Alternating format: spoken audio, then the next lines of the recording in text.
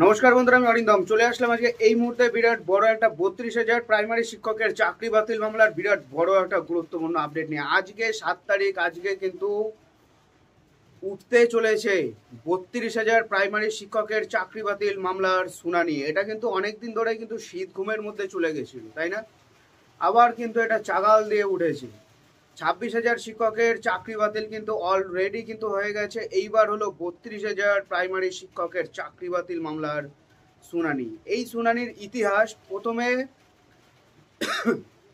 Justice Ganguly এই চাকরিগুলোকে বাতিল করে দিয়েছিল। তারপরে ওটা যায় কলকাতা হাইকোর্টের ডিভিশন বেঞ্চে থেকে রায় আসে, আবার চাকরি বাতিল হয়ে যায়।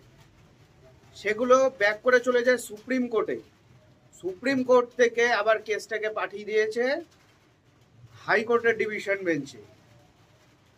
তো আজকে সকাল 10:30টার সময় উঠতে চলেছে 32,000 প্রাইমারি শিক্ষকের চাকরি বাতিল মামলার শুনানি।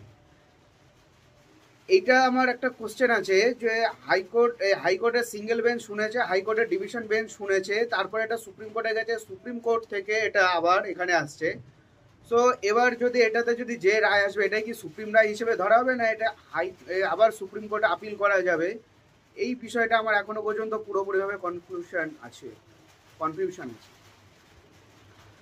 কি মনে হচ্ছে শুনানিটা হবে? এখন থেকে আবার লিস্টেড হওয়া শুরু হয়েছে।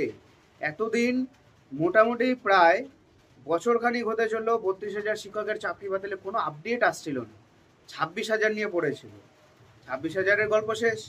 এইবার আসছে 32,000 শিক্ষকের চাকরি বাতিল মামলার শুনানিটা নিয়ে। দেখা যাক আজকে শুনানিতে কি হয়। A to Z এরকম আপডেট পাওয়ার জন্য চ্যানেলটা সাবস্ক্রাইব করে আমাদের পাশে থাকুন।